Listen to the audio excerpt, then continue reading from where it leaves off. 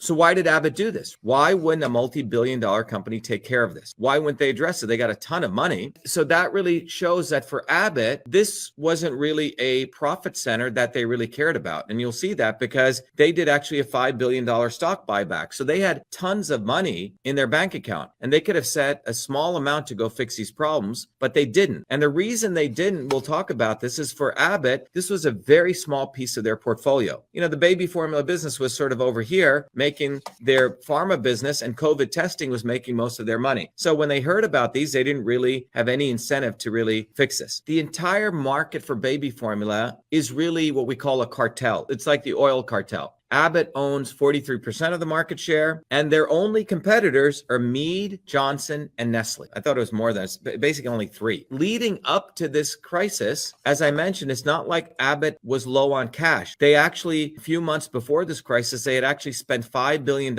Abbott, and they bought back. And remember, a lot of that $5 billion was generated from them selling COVID test kits, okay? So they made like a bandit out on COVID. They had a ton of cash. They could have easily cleaned up the Michigan site, but they didn't. But they did buy back stock. They gave a lot back to their investors. They serviced the dividends, and they didn't spend anything on their real needs. So that's the background. We're going to go more into the details of the WIC program. We're going to go more into the details of the real two driving factors when you follow the money. But before I do that, I want all of you to recognize you got to let go of the left and right narrative. Look, I keep telling that the problems of the world are engineering systems problems. They are not political left-wing, right-wing problems. If you do that, you're basically playing into stupidity and supporting one idiot or another idiot. We as citizens need to raise our consciousness. We need to take a systems approach to understanding these problems. And I keep emphasizing, I keep quote unquote advertising to you guys, please take the course. I've made it accessible. Please become a warrior scholar. Go to vashiva.com/join so you can become enlightened. So you're not just relying on me to do these systems analysis. But anyway, let's look at how the left and the right reacted to this. The left and the right bullshitted everyone. One wing of the establishment, let's call the Democrat wing.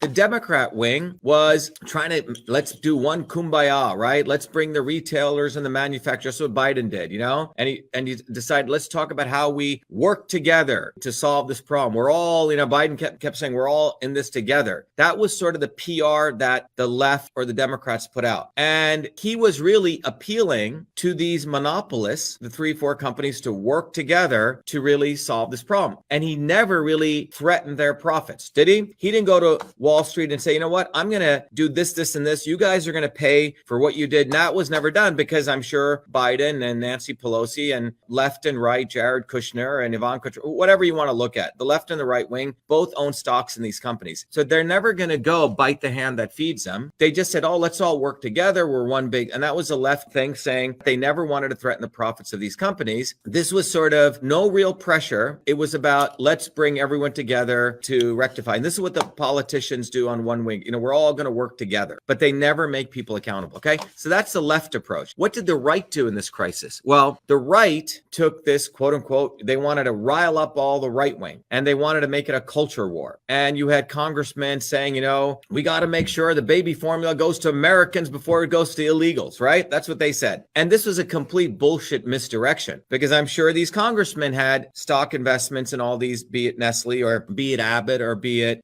Mead Johnson, right? They're never going to attack again the hand that feeds them because I'm sure both wings, go look at Nestle, go look at Abbott, go look at Mead Johnson. I'm sure they fund both wings of the establishment. So they never really addressed the real issue, the monopolies, which we're going to talk more about. They never addressed the fact that the FDA looked the other way. So the right wing started blaming illegals, right? Blame the Mexicans when in trouble, right? The reality is, in my view, if you want to take a compassionate view, everyone, you know, every baby, whether you're wherever you're from, deserves to eat, right? Instead of taking that view, one wing blames the illegals, the other view does this kumbaya nonsense, right? That's how the left and right took place. By the way, we have to understand, they call it baby formula, but baby formula is not just for baby formula. Whether, again, we're not discussing the merits of baby formula, we'll do a whole side of self-analysis. There are many people who have other types of disorder who are not just babies, 14, 15, old teenagers who have, let's say, some brain issues. issues, right? They rely on baby formula through feeding tubes, right? So many people beyond just babies rely on this formula for better or worse. Of the companies, as I mentioned, there's actually, I just want to correct myself, there's 4 companies: Abbott, Nestle, Perrigo, P-E-R-I-G-O, and Mead Johnson. They actually control 98%, 98, and Abbott controls around 40 of the baby formula in the United States. So about 4 companies control 98% of the baby formula. There is not, you and I cannot get into the baby formula business. Isn't that interesting? Suppose I came up with a healthy, organic, alternative way to feed. It would be so expensive for me to get into this industry because of the regulatory framework that's been put in place that you or I cannot really get into this. And that's a very, very important point. Yes, as Kathy Travis says, yes, it's a monopoly. Right. And someone also says, yes, elderly use this too. Okay, there we go. Right. Thank you for that clarification. But as Kathy says, it's a monopoly. So that's the first thing we got to get. 4 companies control the supply chain. And this was brought to you by the left and the right. Don't just put it on the left. Don't just put it on the right. That's being stupid. Let's take a systems approach to understand what's going on. Okay. What's also important to understand is the FDA, when this bacterial infection took place, really looked the other way. Then they did their own investigation,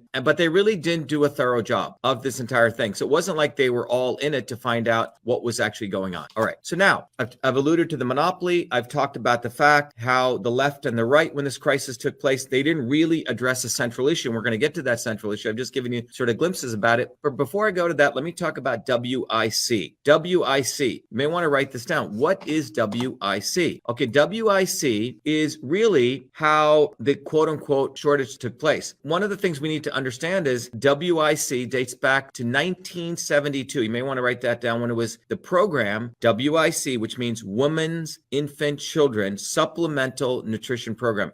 SNAP, some people call it, but SNP, Supplemental Nutrition Program for Women, Infants, and Children. WIC, today known as WIC, was created in 1972. It was a federal program that was created in 1972 to feed infants. The USDA, the U.S. Department of Agriculture, they're also involved in this. They estimate that WIC accounts for more than, as I mentioned, half of the country's infant formula. So through WIC, 50% of the infants get fed. It's a supplemental nutrition program. 50% of American babies rely on the WIC program and are eligible for it as of 2018. Okay? So if you take 50% of the babies right now, they rely on WIC to get them that infant formula. All right, so you have the babies here, 50%, they rely on WIC to get them the infant formula. Well, where did the infant formula comes from? Well, it comes from those 4 companies, which have monopolistic relationships with them because of the regulatory framework were wiped out. Everyone else couldn't offer it. So it's highly, highly centralized. So WIC, therefore, WIC is crucial in this model government program in the infant formula market. And it was really structured in such a way that it led to these monopolies. And how did that happen? And that's in the majority of the United States. So the majority of the United States, either it's one company in that state which owns all the distribution rights. So in 1989, for example, it was Congress that mandated that all states, listen to this very carefully, Congress, the same politicians who are being the lobbyists fund these guys from those 4 or 5 major companies, that they mandated that all states adopt competitive bidding for their WIC program, right? Quote unquote, nudge, nudge competitive bidding. And under that law, that federal law, states were required to award a contract to the lowest bidder. So you take all the states, so let's take the state of Massachusetts. According to this, they had to do competitive bidding. So let's say 4 companies compete. But at the end of the day, the law states that you had to award it to the lowest bidder. So if you're a big company like Abbott and you're making billions of dollars from pharmaceutical sales, you could probably outbid somebody else. So in most cases, this only left one company in control of the entire state's WIC formula allocation. So remember, so if you take Massachusetts, 50% of the infants are getting their formula from WIC, and one state controlled all of that. Okay. So which means if you look at all 50 states, there was typically one company which did the lowest bid and got the entire contract. Okay. So think about that. One state controlled, highly, highly centralized. The elites as we talk about in our course, love a principle called centralization. They do not want decentralization. Just like when I did the free speech analysis, the government has centralized the surveillance of our speech with the 4 big tech companies. Okay? So that's what occurred here. This law, which actually benefited the monopolies, which is why Congress passed that law, because they're all getting paid off by these guys and everyone can go trace this. What ends up happening was Abbott has become the major player through the system, with the company now providing the formula for nearly half of the babies covered by WIC nationwide. So half of the babies in any state, or half of the rely on WIC, and half of that monopoly, at least half in any state, half of those babies Abbott is supplying. The monopolies, basically WIC, created by Congress, literally created monopolies. Let me repeat that again. WIC, created by all these freaking politicians, left and right, who voted for it, created monopolies for Wall Street. Left and right work together. Please don't vote for any of these foolish guys. And remember, I'm telling you this, that we've talked about election systems. Outsiders can never win these elections, because if you're truly an outsider and you want change, you're for decentralization of power. The rigging of the system is done in collusion between the left and the right, both of them working together. That's what's wonderful about this example to see. You're witnessing it right here in real time. So these monopolies were created by Congress. And it's very hard for any other brand. Let's say you and all of us on this, the 500 of us, we wanted to start our own company, to break into this. And even if you want to be just a small player in the industry, you need the WIC contract. So think about that. If you and I wanted to start a baby formula company today, there's no way we're going to survive without getting a WIC contract, but the WIC contract is given to the lowest bidder. Suppose we made a great organic formula with great nutrients, better than all that crap out there with arsenic, cadmium that the other guys are putting. We're never going to be able to win one of those WIC awards because it's only given to the lowest bidder. Everyone get what I'm saying? It's only given to the lowest bidder. So a entrepreneurial company like you or I, who want really to have healthy babies, and we create some great formula, we're never even going to be able to ever survive. Okay?